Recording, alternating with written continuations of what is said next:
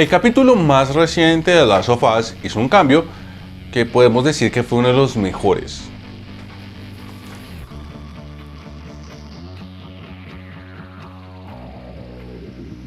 La temporada 2 de The Last of Us finalmente ha terminado y en general el balance es positivo. La temporada se encargó de entregarnos varios de los momentos más emotivos e icónicos del segundo videojuego, cumplió con muchas de las cosas que esperábamos de ella, al mismo tiempo que hizo cambios importantes para, en cierta forma, modificar la motivación de ciertos personajes o el tono que tenían.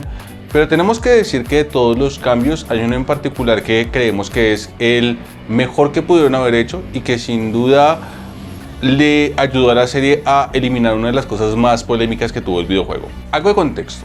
Al igual que en la serie, los videojuegos están divididos en dos perspectivas. Una, que es la de Ellie, ella viajando a Seattle y buscando a Abby, y la otra, que es la historia de Abby, que no vamos a entregar muchos detalles sobre ella para evitar básicamente que las personas que no se han jugado el videojuego y que quieren ver la tercera temporada lleguen con la menor cantidad de spoilers. Al igual que en la serie, en algún momento Ellie se encarga de poder rastrear a Abby llegando al acuario. Cuando está a punto de llegar hay un corredor y de repente Ellie es emboscada por un perro guardián que al parecer se estaba encargando de vigilar la entrada.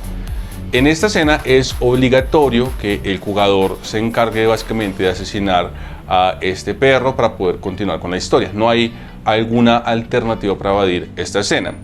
Y esto es importante porque en el videojuego de The Last of Us se incluyen, por ejemplo, elementos como es el hecho de que ahora haya perros guardianes en las patrullas, por ejemplo, de las tropas de los lobos. Y hasta el momento en el videojuego, si bien la ruta más eficaz, por así decirlo, para poder continuar con la historia usualmente es encargarse de los perros porque pueden olfatearte, porque son bastante rápidos, el videojuego te entregaba la posibilidad de que tú no necesariamente tuvieras que encargarte de eliminar a los perros, sino podías encontrar rutas alternas o más peligrosas para poder eliminar, para poder continuar con, básicamente con la historia. Esta no es una opción que se te dé el videojuego. Tienes sí o sí que encargarte de eliminar al perro. Después de esto, la historia en el videojuego continúa de forma similar como en la adaptación.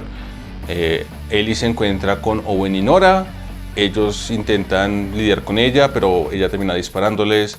En el caso del videojuego hay una pequeña diferencia en la cual Nora intenta atacar a Ellie y ella termina asesinándola también un poco como medio accidente. Y también hay una pequeña diferencia en el hecho de que Nora no le pide a Ellie que se encargue de sacarle el bebé intentando salvar la vida de su hijo, sino pues simplemente el encuentro termina aquí.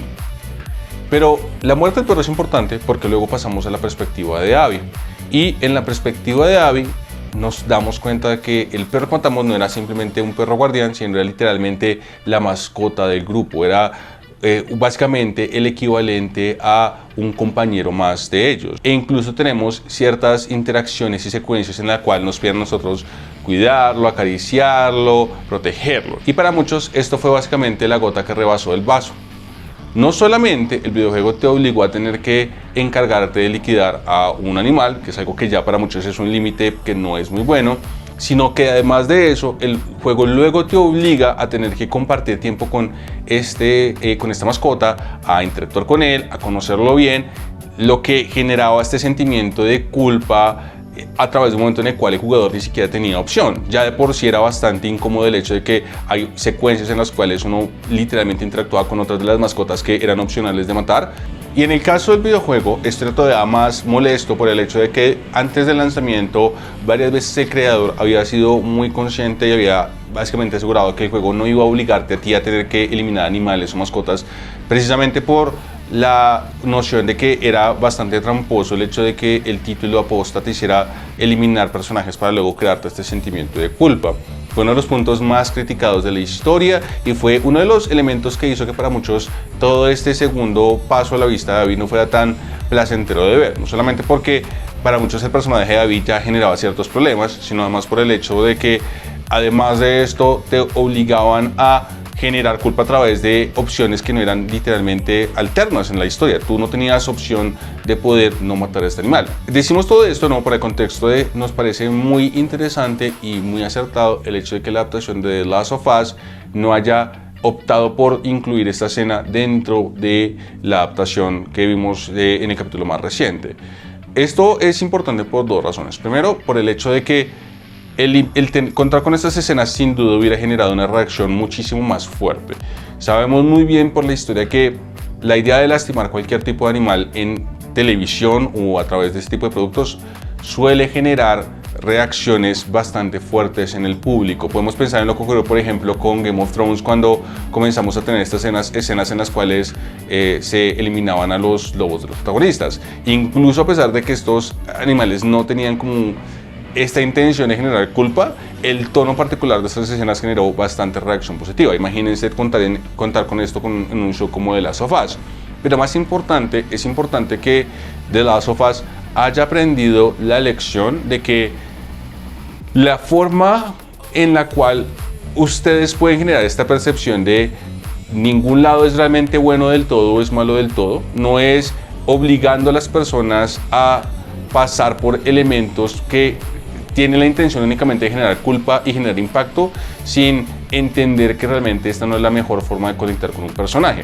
El problema de la escena del perro en el videojuego era que no te permitía a ti crear un mayor nivel de conexión con Abby sobre la pérdida que había perdido. Solamente te hacía sentir como un asco por el hecho de haber tenido que asesinar a este animal con el cual luego tenías que interactuar. Era todo, no era algo que te ayudara a generar puntos a favor de Abby. Lo único que te hacía era perder puntos a favor de ambos personajes. Y en este sentido es valioso el hecho de que la adaptación haya entendido que, primero, esta es quizás una de las peores escenas y uno de los peores momentos en el videojuego. Y segundo, el hecho de que no es necesario crear este tipo de puntos para generar este tipo de paralelos. De hecho, me parece mucho más valioso el hecho de que este paralelo los hayan hecho a través de pequeñas modificaciones, como por ejemplo es el hecho de que haya sido Ellie la que haya tomado la iniciativa de ir a Seattle a buscar venganza. Me parece que es positivo el hecho de que tengamos la perspectiva de personajes como Jesse que crean este tipo de paralelos entre el egoísmo de Abby y el egoísmo de Ellie, que tengamos esta escena de Ellie literalmente bajándose al peor punto en el cual termina asesinando a Mel y a Owen. Todo este tipo de elementos son cosas pequeñas que ayudan a crear este tipo de conexión entre ambos personajes, no necesariamente tener que asesinar a un animal y luego hacerte sentir mal por esto. ¿Ustedes qué opinan? ¿Están de acuerdo con el hecho de que The Last of Us haya eliminado esta escena de la actuación? Los leemos en los comentarios. Recuerden que si les gusta este tipo de contenidos pueden suscribirse, activar la casilla de notificaciones y nos vemos en la próxima. Hasta luego.